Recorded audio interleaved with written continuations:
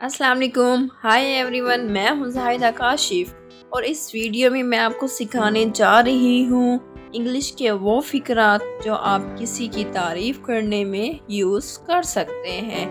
किसी की खूबसूरती की तारीफ़ करनी हो या कोई इंटेलिजेंट है यानी बहुत ही ज़हीन है उसको अप्रिशिएट करना हो, या ओवरऑल किसी के अच्छे करेक्टर पर उसको दाद देनी हो, वो भी इंग्लिश में अच्छे वर्ड्स के साथ।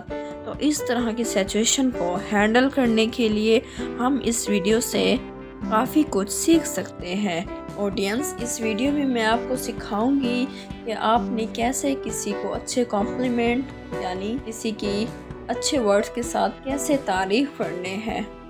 ऑडियंस, इस लेसन की अगर आप पीडीएफ बुक डाउनलोड करना चाहते हैं तो लिंक नीचे डिस्क्रिप्शन में आपको मिल जाएगा।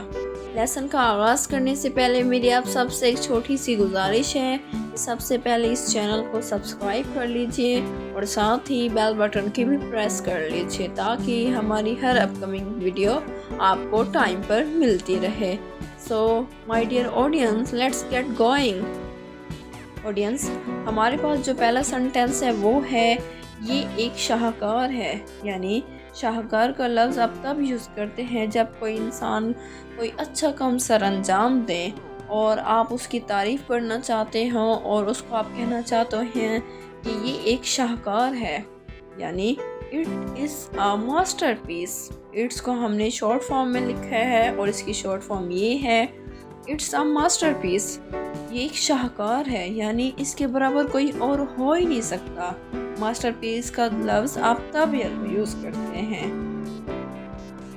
आपकी आवाज़ बहुत कमाल है या आपकी आवाज़ बहुत कमाल की है। Your voice is magnificent. Your voice is magnificent.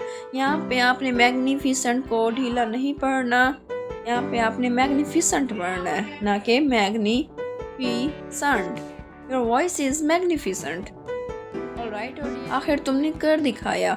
Audience, जब आप किसी से उम्मीद करके बैठे होते हैं, यानी फ़र्ज़ करें कि कोई बंदा कोई एग्ज़ाम दे रहा है और उसको उम्मीद ना हो कि वो एग्ज़ाम पास कर लेगा, लेकिन आपको उम्मीद हो कि वो ये एग्ज़ाम पास करेगा और आखिरकार उसने एग्ज़ाम पास कर लिया, तो आप उसको ये कहना चाहते हैं कि आखिर तुमने कर दिखाया, यानी मुझे उम्मीद थी तुम करके दिखाओगे। तो आप इसे इंग्लिश में ऐसे कहेंगे, यू फाइनली डिड इट।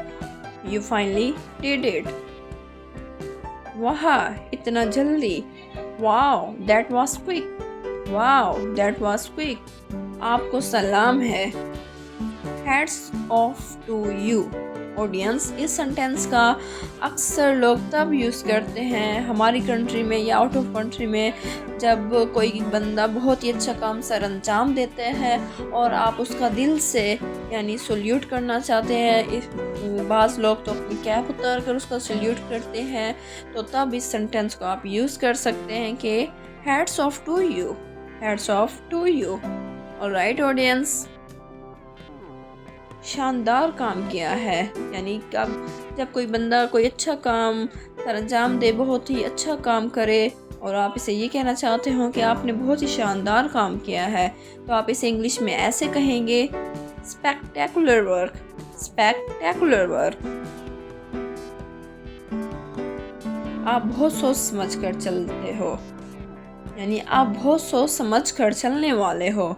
यानी जब कोई बंदा, आप किसी ऐसे बंदे को जानते हैं कि वो कोई काम करने से पहले सोचता है, यानी वो सोच समझ कर बोलता है या सोच समझ कर कदम उठाता है, तो आप उसे इंग्लिश में ये कहना चाहते हैं कि आप बहुत सोच समझ कर चलने वाले हो। तो आप इसे इंग्लिश में ऐसे कहेंगे, you are so thoughtful. You are so thoughtful.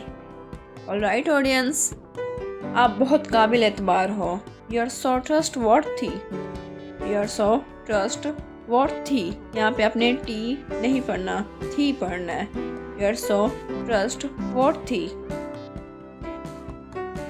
आप बहुत खुश इखलाक हो। You are so courteous. You are so courteous. आप कमाल के हैं, यानी आप बहुत अच्छे हैं। इसको आप बहुत सारे वर्ड में कह सकते हैं। देखते हैं वो कौन से वर्ड है जिसमें हम ये अल्फाज अदा कर सकते हैं। वो वर्ड हैं You're so great, fantastic, awesome, amazing। अगर आप इसे अलग अलग कहना चाहें जैसे You're so great, You're so fantastic और You're so awesome या You're so amazing। या इसका यूज़ आप तब कर सकते हैं जब आपने किसी से पूछना हो कि आप कैसे हैं, यानी How are you सिकंदर। जैसे मैं पूछ रही हूँ तो वो कहेगा I'm great। ऑलराइट ऑडियंस, आप बहुत होनहार हो। You're so genius। यानी आप किसी रूममेट, क्लासमेट या किसी कंपनी में है और कोई बंदा कोई अच्छा आइडिया लेकर आता है जो सबको बहुत ही पसंद आता है, तो आप उसको अप्रिशिएट करने के लिए ये कह सकते हैं You're so genius। हमारा नेक्स्ट सेंटेंस है वो है आप बहुत मोहब्बत करने वाले हो या आप बहुत प्यार करने वाले हो। इसका मतलब है, इसको हम इंग्लिश में ऐसे कहेंगे You're so loving।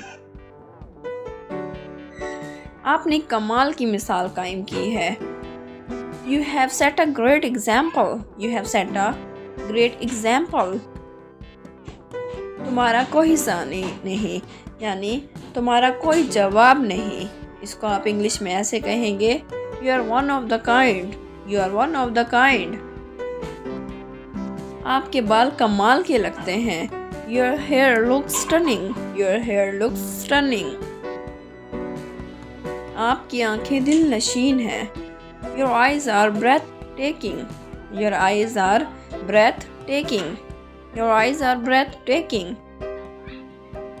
आपके साथ बड़े मज़े का टाइम गुजरता है। Hanging out with you is always fun।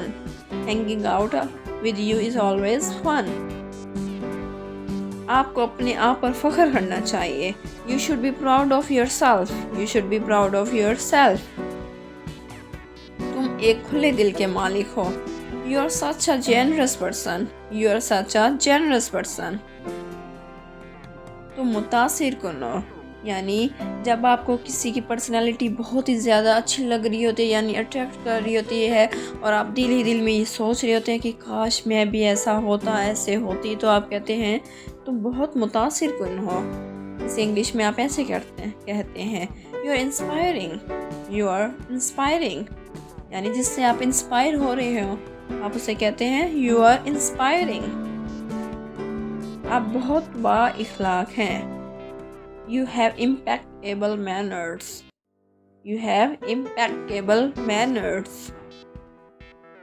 आपकी तारीफ करने के लिए मेरे पास अल्फाज नहीं। I am lost of words to praise you। आपने कमाल का काम किया है। You have done a great job।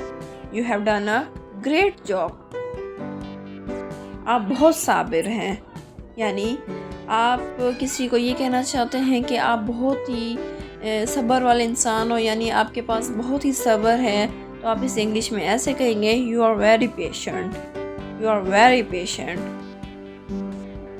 आप बहुत जिम्मेदार आदमी हो।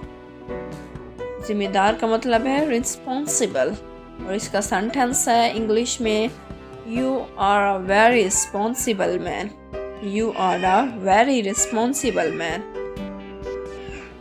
इनके लिए जोरदार तालियां।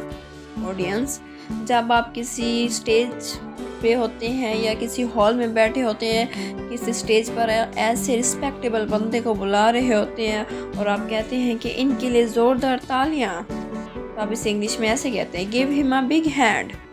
Put your hands together for, और उस बंदे का नाम ले सकते हैं।